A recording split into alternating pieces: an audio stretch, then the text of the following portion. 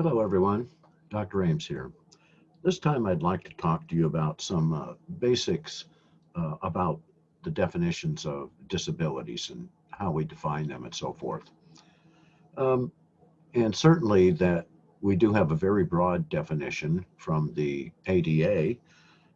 It's a physical or mental impairment that substantially limits one or more of your major life activities.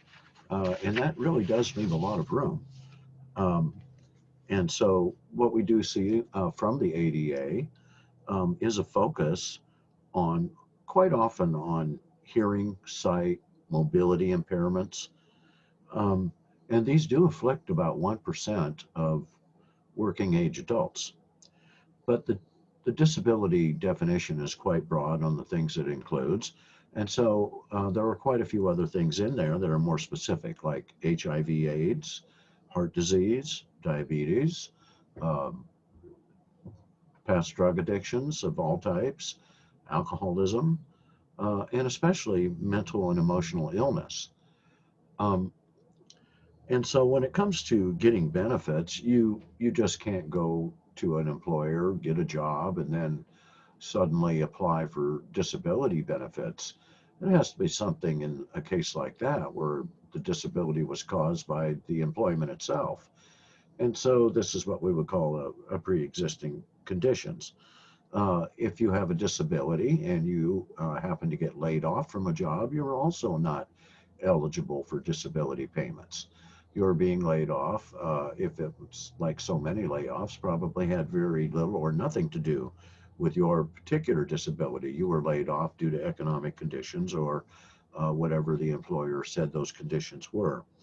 Um, the only way that you can really get some disabilities from your job or your employer basically is if you happen to be employed and your disability is getting worse and worse and worse.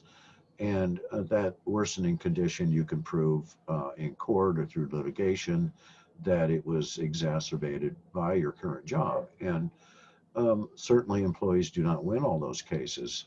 They may win some of them. So, whether or not a person can collect formal disability payments really will vary with the circumstance and the process and so forth.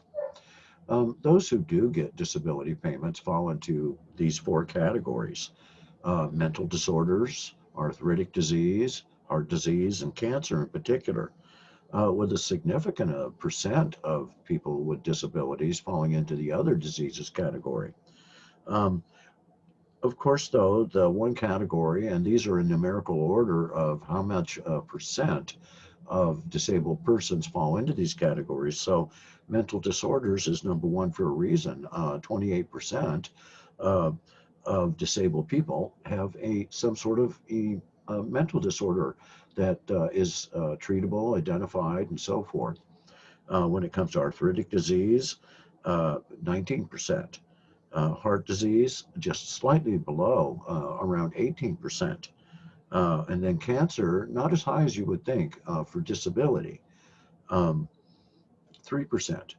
But when we look at this category of all other diseases and just think how many rare diseases must be out there and variations of diseases and so forth, we see it's a very large 38%. So the other category is actually larger than the number one identifiable category of why people get these disability payments. Okay, folks, that's all I wanted to talk about this time. I'll talk to you again soon.